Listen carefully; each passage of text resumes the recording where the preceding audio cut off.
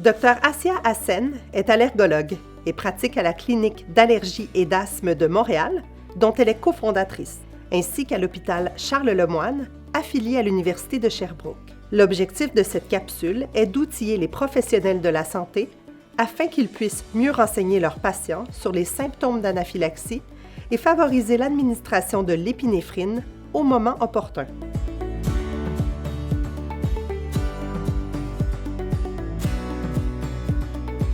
Quand on parle d'allergie alimentaire, force est de constater qu'on retarde trop souvent l'utilisation de l'auto-injecteur d'épinéphrine, aggravant possiblement la sévérité des réactions et mettant potentiellement à risque le patient de réduire ses chances de survie en cas d'anaphylaxie.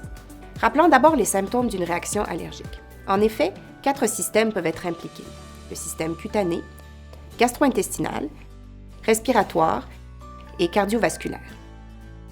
Au niveau cutané, il peut y avoir présence d'éruptions, de rougeur et de démangeaisons. Au niveau gastro-intestinal, le patient peut ressentir des crampes, avoir des maux de ventre, avoir des nausées ou des diarrhées.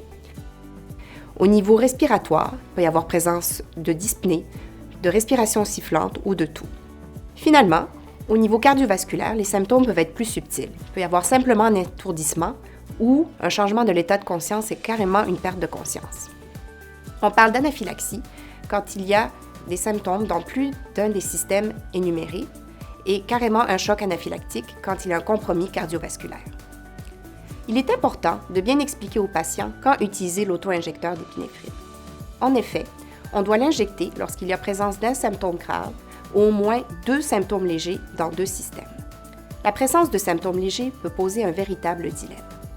Ce qu'on entend par symptômes légers, c'est par exemple la présence d'une urticaire localisée, de simples démangeaisons, un mal de ventre ou un vomissement isolé ou un éternuement isolé.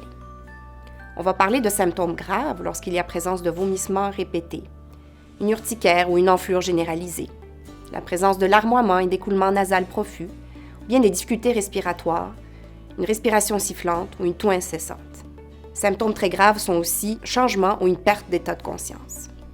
Comme il est difficile de prévoir l'évolution de symptômes légers, il est très important d'observer la personne de près et de constamment la réévaluer et surtout être prêt à agir et utiliser l'auto-injecteur d'épinéphrine.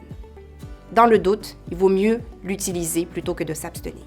Il est rassurant de savoir que ce qu'on injecte est une version synthétique de l'adrénaline normalement produite par le corps humain. Généralement, il n'y a pas d'effet néfaste chez quelqu'un en santé. Donc, dans le doute, il vaut mieux utiliser l'auto-injecteur d'épinéphrine. Un autre point à aborder est le mythe fréquemment rencontré qu'il faut attendre des symptômes respiratoires pour injecter. Pourtant, chez les allergologues, il y a un consensus. Cette pratique pose un risque considérable et ne devrait pas être encouragée. Il est important également de consulter immédiatement après une réaction allergique et l'administration de l'auto-injecteur d'épinéphrine pour que la personne soit monitorée et observée. En effet, dans certains cas, malgré une amélioration initiale, il peut y avoir une réaction biphasique qui se produit quelques heures plus tard et qui peut être aussi dangereuse. Parlons maintenant du plan d'urgence individualisé.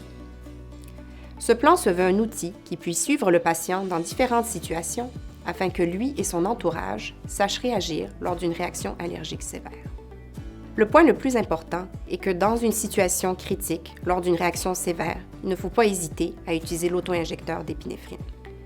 Certains plans peuvent contenir des informations par rapport à quand administrer les antihistaminiques, mais il faut se rappeler qu'ils servent seulement à soulager des symptômes légers qui peuvent retarder l'administration de l'épinéphrine et donc il faut faire preuve de jugement avant de les utiliser.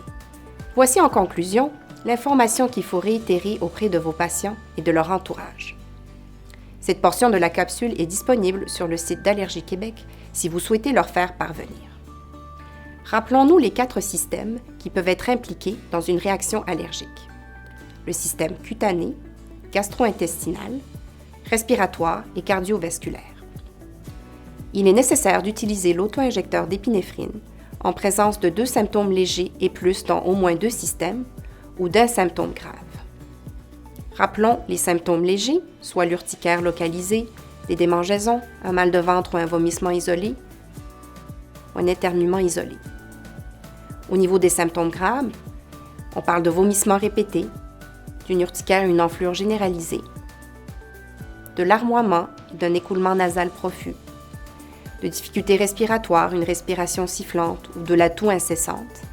Et finalement, un changement ou une perte d'état de conscience. Il faut donc retenir ces phrases. 2 symptômes légers et plus dont au moins 2 systèmes ou un symptôme grave. Pour plus d'informations, rendez-vous sur le site Internet d'Allergie Québec. Les patients peuvent également faire appel à sa ligne de soutien sans aucun frais.